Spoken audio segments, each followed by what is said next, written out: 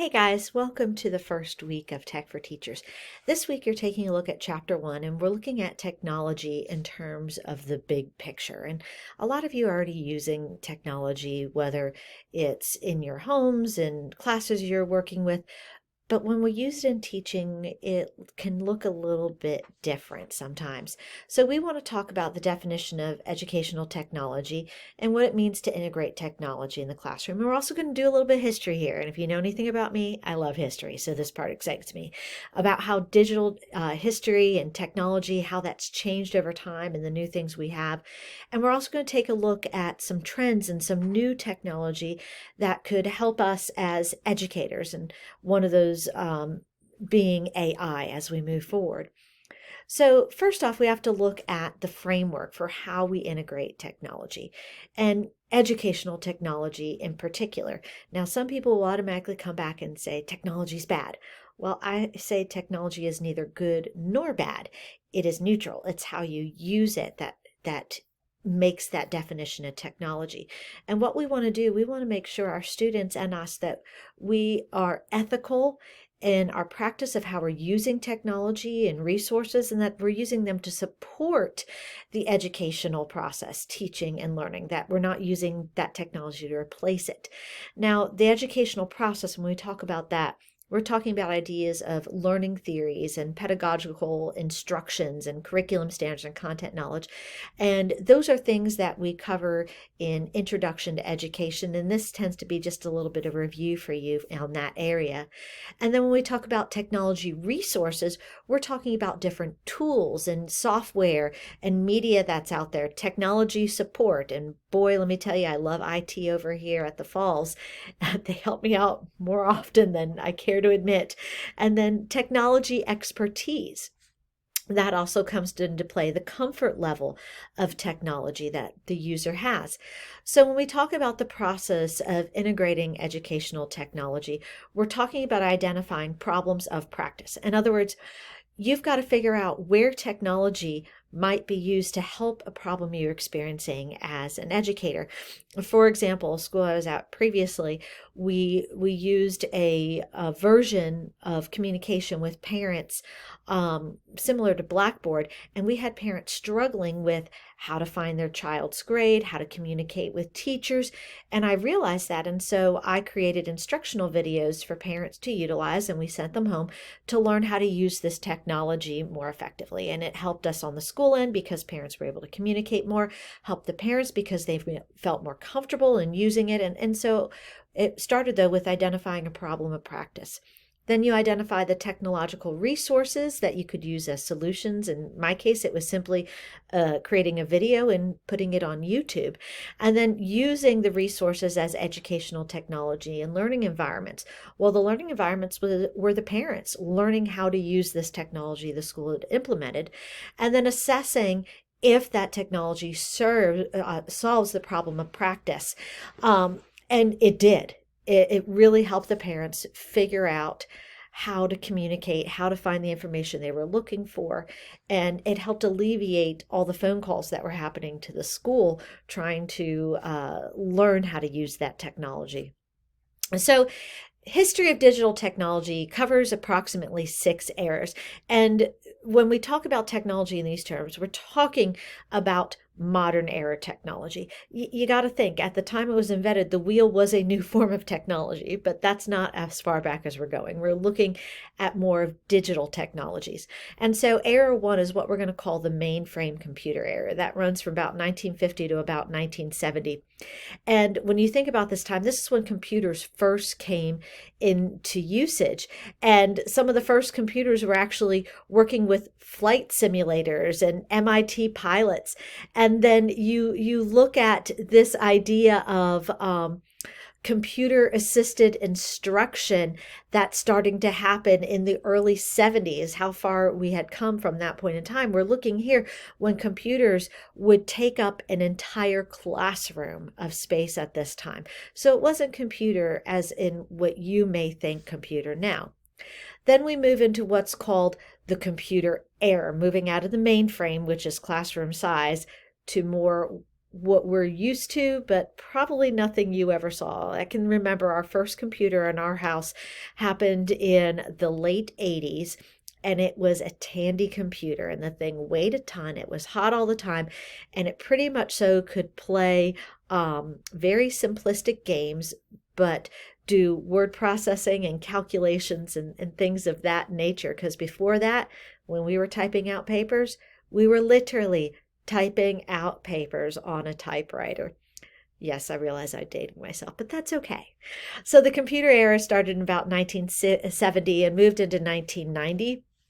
And they're going to have the logo programming at that point in time. And then we have the first use of the phrase computer literacy. And that occurs in the late 70s, which now you guys are very familiar with. It's just a part of our natural conversations. And so that's where we start to see computers changing. Then we move in to the 90s, and this is where we have the internet. I know it's hard to believe, but there was a time when there was computers, but there was no internet. I remember when our neighbors down the street got internet, and it was AOL. And it was the coolest thing in the whole world. The whole neighborhood, and I am not exaggerating, came down to their house to see how this new internet worked. And we were all just fascinated. And it was conversations between people. It was just super cool to be a part of. And in 1993, you're going to see the start of what's called the World Wide Web. WWW, that you see as the prefix of all of your internet pages, that stands for World Wide Web.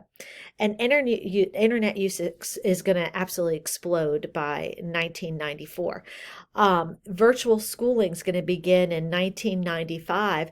And then we get the idea of Google, which simply can't live without it now, in 1996. But then we move into more of the mobile technologies. And for most of you, this is going to be an era that you're pretty familiar with. This is going to start in about 2000 and move into the current frame. And this is when Wikipedia is going to begin in 2001. You have social networking that's going to occur 2005, 2006. Before Facebook, there was social networking. It was called MySpace. I remember having that. And then you're going to have books on digital devices like Kindles and phones and mobile tablets. And that is just crazy to think how far it's come in such a short amount of time, moving from the late 1980s to 2010, and a computer going from this huge, massive desktop piece that takes up a lot of space on our desk, even though it was considered a desktop, to my mobile phone. So it's amazing how quickly it's changed. In Era 5, we have a big shift into what becomes now more areas that we see in teaching, the personalized and adaptive learning. And you get these adaptive learning engines here that are going to help you teach in your classroom. So it's more question and answer and directed. If a student knows this, then they can move to this. But if a student has trouble, we're going to go back and cover this.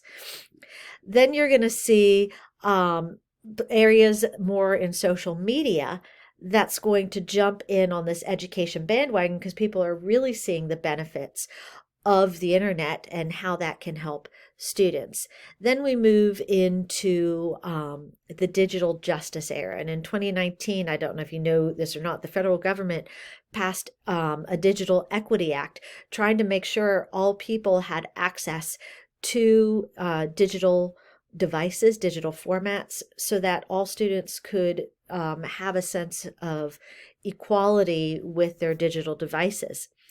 And then when 2020 hit, I'm sure you are well aware of this, COVID is going to change the way we look at education, the way we look at computers and personalized education, because for a few months in 2020, everybody learned online. And as I'm sure you are well aware, some students just don't work that way. Some students really struggle online, need that personal attention, that personal interaction, but other students thrived in this environment. So what have we actually learned? Number one, and I want you to remember this right away, technology is not going to cure everything that's wrong with education. Technology can help fix areas and help students individually, help you as a teacher to make education accessible, make it more exciting, but it can't fix things that are wrong. Teachers are usually not technology developers. I'm not a developer. I'm a technology user. I find new technology and I learn how to use it and implement it in a classroom and teach others to do that. Technology possible does not mean that it's desirable, feasible, or inevitable. Just because we can do something doesn't always mean we should do something. Additionally, technology changes so quickly, it's very difficult for teachers to keep up with. And many technologies simply don't change educational practices. Some teachers, instead of standing up and lecturing in front of the class, now they're going to stand up and lecture in front of the class with a PowerPoint behind them. It really hasn't changed anything. And teachers, frankly, this should make you happy, are more important than technology. You are the driving force in your classroom, and you always should be. Technology should never take that place in your room. So there have been trends, as we talked about. A big one is mobile computing. And then we have digital and open content. Open educational resources are a big deal in online education. And many subject fields have huge amounts of open educational resources. Teaching, unfortunately, does not have this digital repertoire that we can go and access that way. But other areas, math and biology in particular, history, there's lots of open educational resources that can be used. A big trend that we see now is learning management systems. When you were in high school, most of you used a Google Classroom. Now that you are here at college, you've used Moodle. Some of you may have used Canvas or Blackboard in the past. I've used all of those, sometimes as an educator, sometimes as a student, because I went back to school. And when I did to get my PhD, Blackboard was what was used. So I had to learn that as a student. And now we also see this rise in AI, where we have the ability to have an artificial intelligence read our paper and give us feedback in the same way, like, say, an editor would. And it allows us to correct our grammar and learn mistakes and patterns that we have in learning. Granted, I know some people take advantage of this and just ask the AI to write their papers or write a summary for them. But when used properly, there are some good elements of AI. Trend 5 is robotics and coding. There are huge robotics first or Lego first groups that students participate in. We also have now augmented and virtual reality and mixed reality. Now, augmented is where you've got hardware and software platform and it's a computer generated environment, but you're going to have real life scenes, versus virtual reality where you're in a headset and sometimes a digital glove. My son has this system and it scared me to death the first time I put it on, and he had me walking across a tightrope wire going from one building to next. I know my feet were solidly on the ground and I wasn't going to fall, but I'll tell you, in my head, I was scared to death. You feel like you're really there. It's a lifelike simulated environment. And mixed reality is going to combine both of those to interact in your world. And there are some new systems out that do that as well.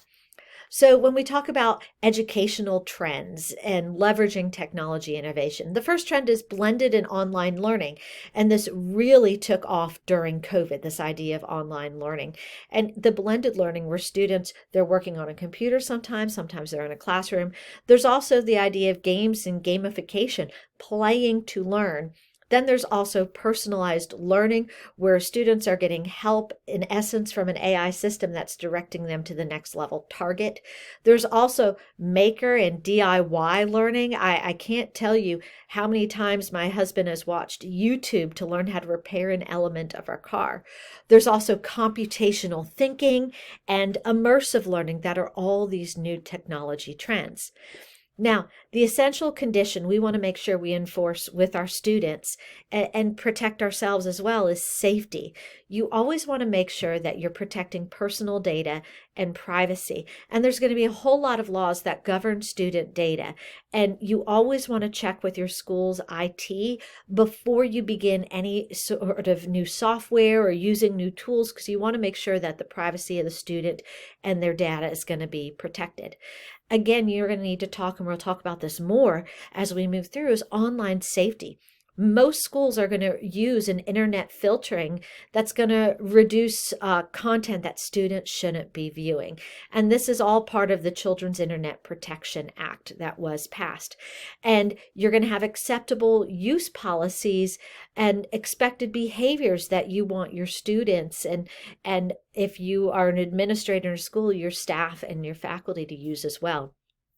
You also want to make sure you're always checking on students' health and well-being. With the rise in cyberbullying, you can see that technology can also have negative health consequences, and that teachers should be constantly monitoring their students and checking in. And students need to learn, and you need to realize too, that you're creating a digital footprint, that when you use social technology, the pictures that you are putting online are going to remain in line. Even if you delete them or remove them, somebody could have taken a screenshot or had it, and this could show up later. So you always want to make sure you're keeping track of your digital footprint.